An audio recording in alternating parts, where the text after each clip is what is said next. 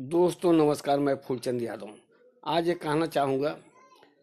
त्रेता में पदलोलुप होकर भाई भाई को मरवाता है। द्वापर में राज हड़पने को फिर महायुद्ध हो जाता है। अपनी सत्ता को अछूत रखने के लिए जब लोभ मोह मद चढ़ जाता है तो ऐसे राजा के माथे फिर एक कलंक लग जाता है। मित्रों, मैं आपको बताऊं, कल मैंने आपसे कहा था कि EPS 95 पर मैं आपको एक नई अपडेट दूंगा। तो कल हमने आन काल जो है संपर्क किया अशोक राउत जी से। तो अशोक राउत जी रास्ते में थे, थोड़ी देर में बताया कि फूलचंद जी अभी कुछ भी ऐसा नहीं है। उनके अंदर हताश की भावनाएं, निराशा की भावनाएं छलक रही थी।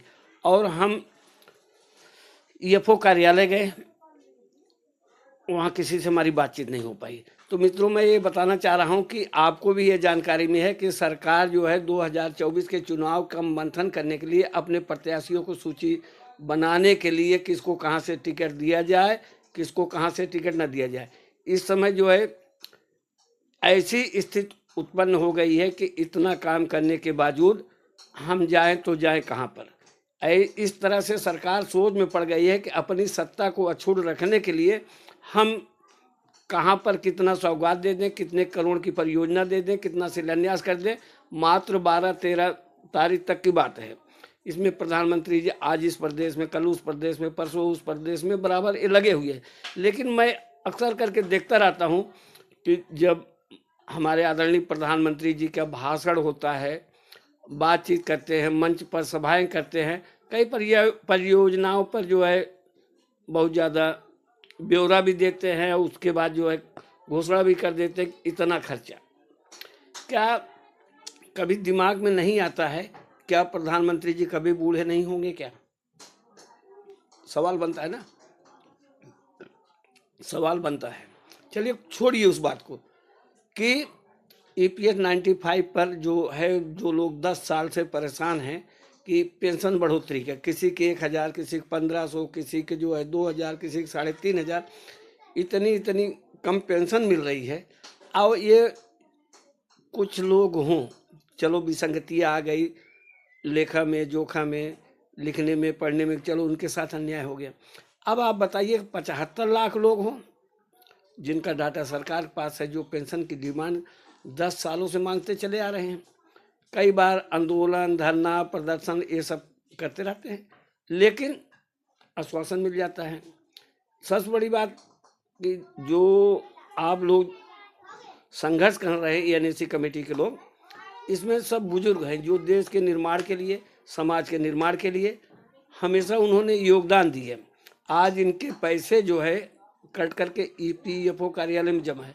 आप यूँ मान के चलिए किसी के लाख लाख, 1.5 लाख रुपए भी 20-20 लाख तक जो है एक एक आदमी जमा है।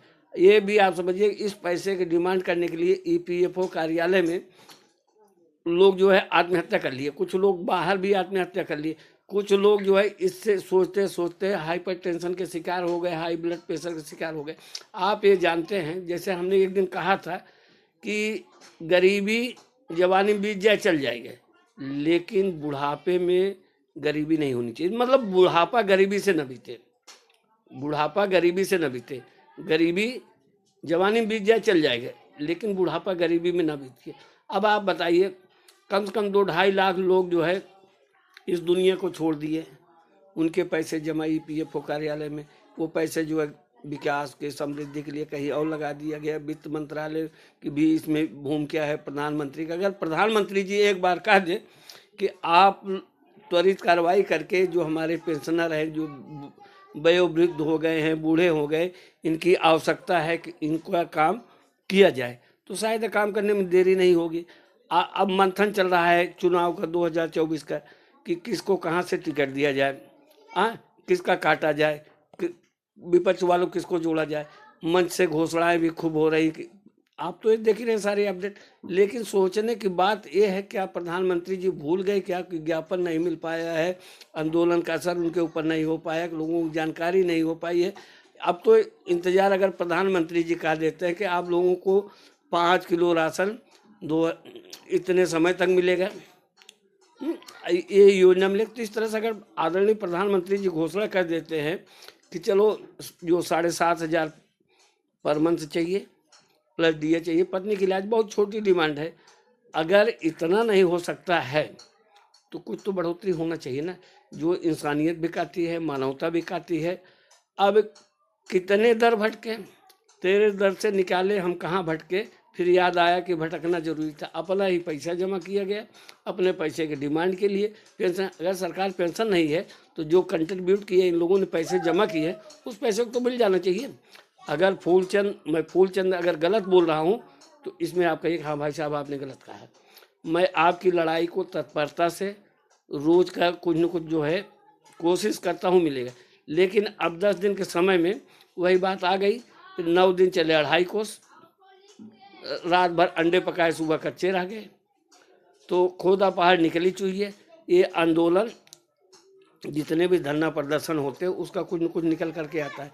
और सरकार के पास तो ये तो कार्यालय में जो है इनका जो आपने कंट्रीब्यूट किया बहुत बड़े पैमाने पे पैसे जमा हैं, ये पैसे जो है बहुत बड़े पैमाने में जमा है। अगर सरकार अपना सहनशीलता उदारता का कुछ भाव दिखाते हुए और आपके प्रति कुछ वो कर देता तो जिंदगी थोड़े दिन बची है, थोड़ा सा आराम से सुखदायी होकर के बीत जाएगी।